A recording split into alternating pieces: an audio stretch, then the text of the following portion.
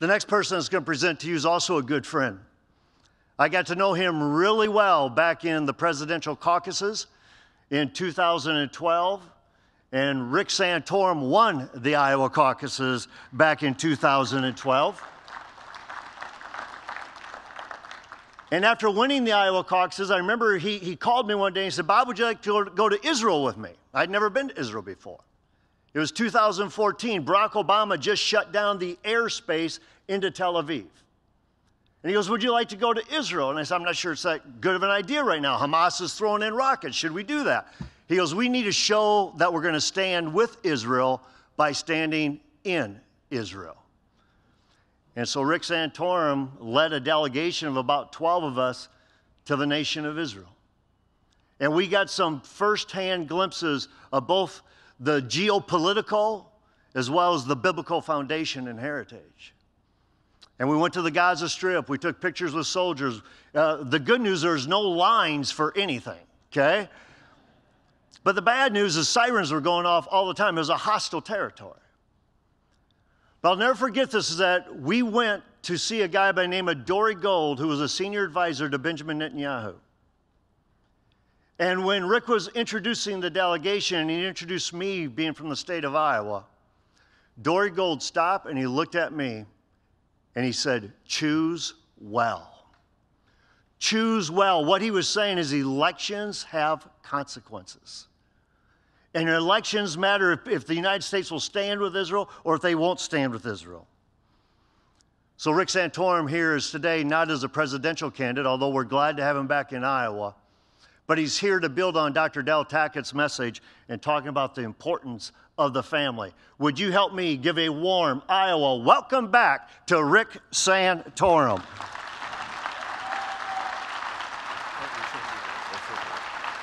Thank you. Thank you very much. Thanks, Bob, very much. I won't get too close, don't worry. Thank you very much, Bob. It's great to be back here in Iowa. It's great to be back and speaking to the family leader. And anytime I come back to Iowa, the first thing I have to say to everybody I meet in Iowa, I must feel like it's a compulsive thing to say. Thank you for the great blessing that you gave me in 2012 and in winning the Iowa caucuses. And of course, the family leader, Bob was a great part of that and supporting me in the end. And all I have to say is, I think time has shown that choosing me over Mitt Romney was a very wise decision. I think there's too many regrets out there in retrospect about what you did, had they only listened. But that's another story. It's an honor to be here. It's a privilege to follow Del Tackett, and I think Bob's right. I mean, he gave you the overarching vision of where we are. You know, and it's sort of looking at it from 30,000 feet. This is the battle, right? And he gave you, I thought very helpful, gave you a specific thing to do in that battle, which is engage. And beautifully, beautifully said. I want to give you another practical application within the context of the battle that what we can do as a society, or you can do as leaders in this country on how to deal with this macro problem.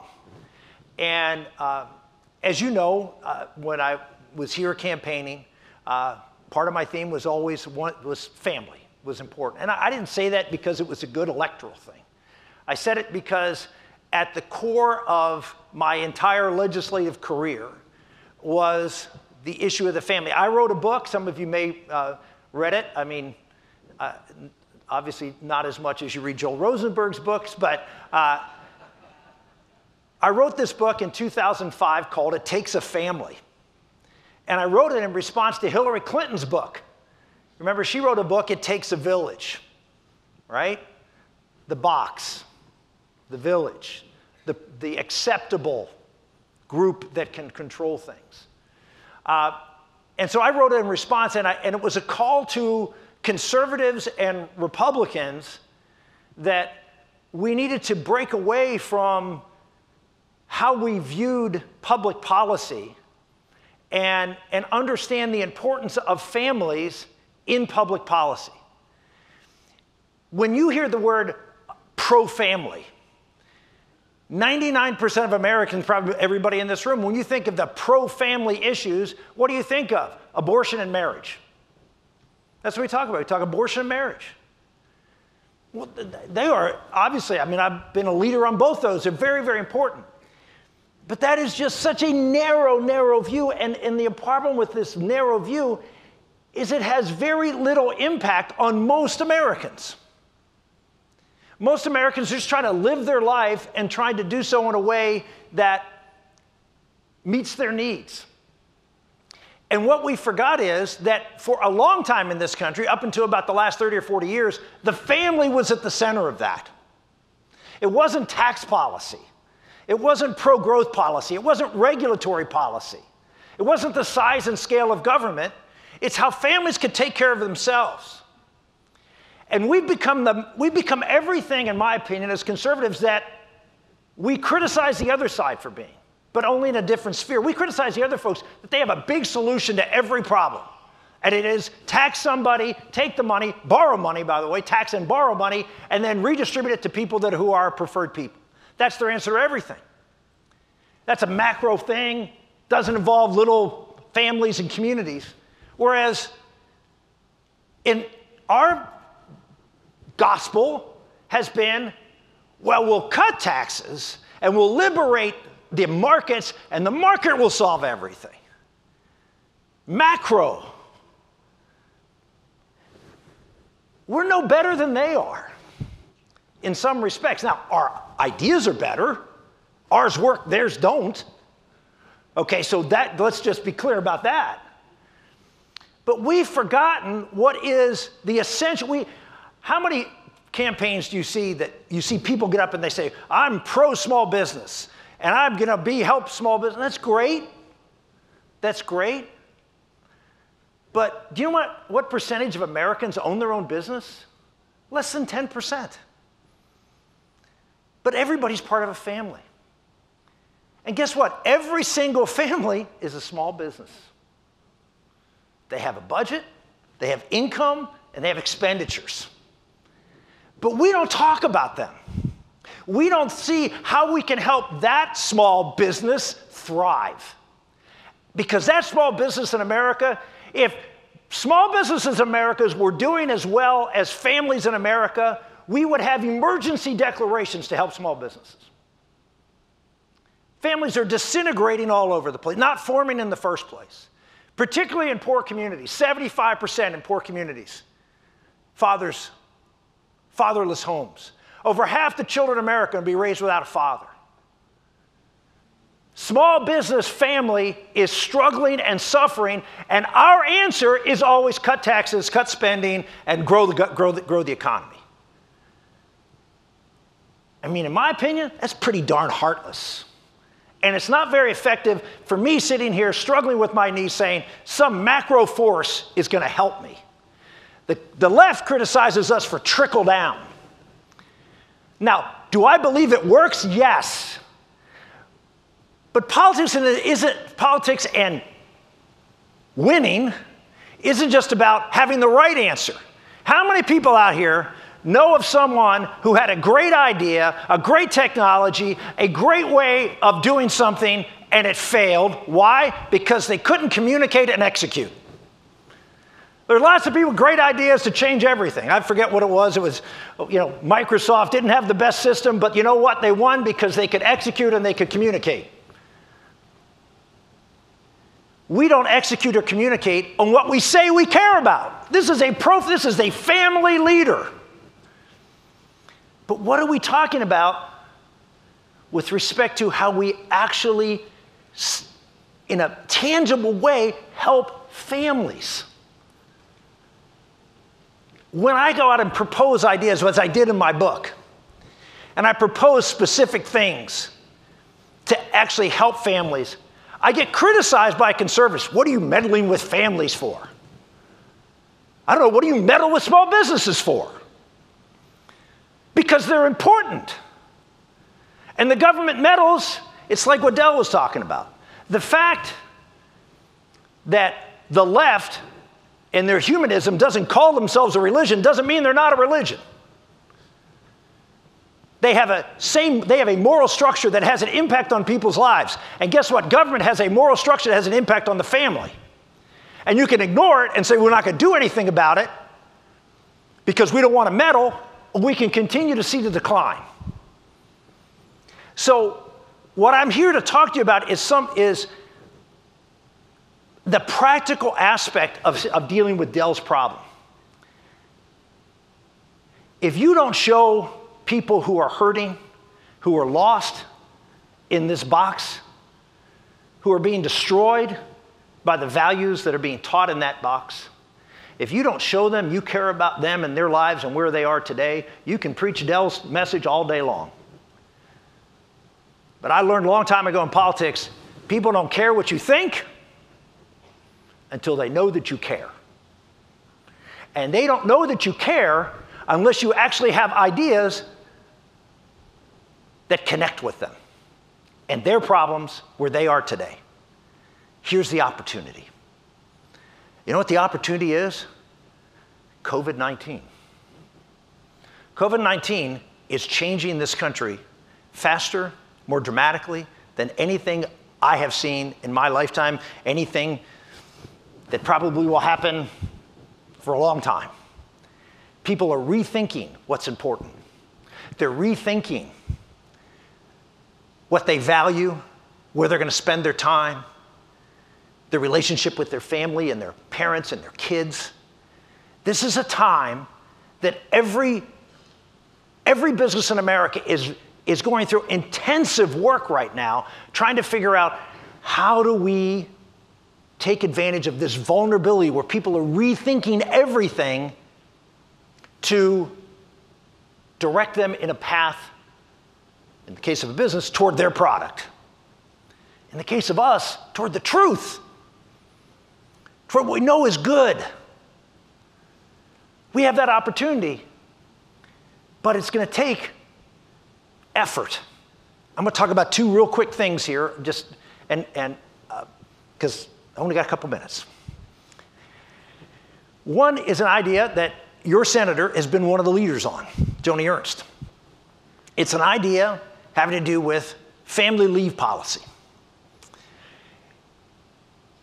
I'm someone back in 1993, I think it was, when I was in the Congress, who voted against Bill Clinton's Family Medical Leave Act, which required businesses to provide unpaid leave for their employees. I voted against it because it was a mandate on business, and I thought that it was something that government should enforce. I'm for unpaid. I'm for businesses giving leave. I just don't want the government to mandate it. So today I'm going to hear and talk to you about why I support what Senator Ernst is doing on paid family leave. Wait a minute, you are against unpaid leave, but you're for paid family leave. Yes.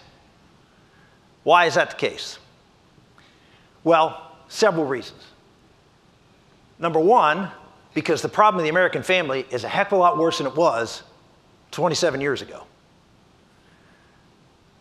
A majority, as I said, a majority of children are being raised out of wedlock. Our birth rates in America. 20 years ago, our birth rates was 2.1, which is replacement rate. It's now 1.7 and declining. We're not replacing ourselves. This is not good for our economy. It's not good for a nation that sees itself in contraction and decline.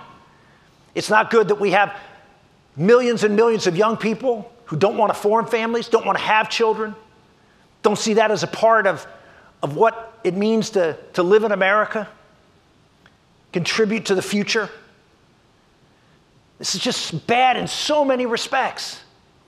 So the country has changed. That requires some more action, number one. And number two, and this is so important, it's a conservative approach to solving a problem by showing that conservatives not only understand, but we have a solution other than, no, we don't want what the Democrats want. And the solution says, no new taxes, no new program, no new money. Sounds pretty conservative to me. Give people options, and it's voluntary. What's to oppose? And the answer to that is nothing. Because what Senator Ernst, Senator Cassidy has another bill similar, is that we take an existing program. Senator Ernst's case is Social Security, in Senator Cassidy's case it's the child tax credit. And we say for a child, for a mom and a dad who have a baby or adopt a baby, that they can take a credit. Let's take the child tax credit. It's $2,500 a year, federal tax credit. You can take $5,000 and take it so you can take 2 or 3 or 4 weeks off to spend with your child at the time that child is born, and then reduce your child credit from $2,500 to $2,000 for the next 10 years. No new money, no new program, gives you the choice of money that you're going to get for this child or a tax credit, and just take it so you have the flexibility to be home. And why is that important? And this is the beauty of it, because the left and the right actually agree on this, because the scientific evidence is overwhelming. The most important 4 weeks of anybody's life is the first 4 weeks of their life. Why? Because if that child does not bond to a mom or a dad in those first 4 weeks, it's devastating to every single aspect of their life. You've created this kind of difficulty in achieving in America, and you've made it like this. Drug use, educational performance, job performance, mental health issues, you name it, all are off the charts worse if that child doesn't have the stability and the security of knowing that someone loves them. It's biological. It's chemicals and things released in their brain that changes who they are. And we know this. And we, as conservatives, do nothing about it. We say we're pro-life, and we don't do anything as businesses, we don't do anything as leaders to make sure we're giving children a chance to do well. I sometimes have to sort of nod my head with the left, and they say, all you care about is making sure you save the baby. Now, I know we have Crisis Pregnancy Center. I'm very happy to say my daughter works for a Crisis Pregnancy Center. I believe in that movement, and they're disproving that, but it's not enough. We have to show that we understand the importance of families, not just abortion, and that we're there to support them. And we have ideas that can help them, us, in making a difference in their lives. And by the way, it doesn't just help the baby, it helps mom. Lower rates of postpartum depression. Actually increased more moms who have family leave breastfeed, which helps mom and dad, mom and baby. It helps the father. There's actually, as you know, when a mom obviously carries a child for 9 months, they're very connected to that child. Dads are not. Dads connect to the child when the child's born, when they can look the baby in the eye and connect. Again, chemical changes, biological changes occur in a man's brain that connect them to their child if they're there during that very early time in their lives. We know this. And yet, up until recently, we haven't done anything about it. Shame on us if we call ourselves pro-family and are unwilling to do it. Secondly, we have a time right now, and I'm running out of time, and I promised Bob I would stay on time, which I have never done during any previous family leader event. Okay? So, very quickly, the schools are a mess right now. Pennsylvania is shutting down the schools. We just had 3 former Republican governors come out and support our Democratic governor saying, yeah, maybe we shouldn't open the schools. It's ridiculous. Parents are concerned. What are we going to do? You need to help them. We need to be there for families at a time of crisis to support them. Not just by lobbying the governor or the senators or whatever, but by providing support for families to give them options to help educate their children.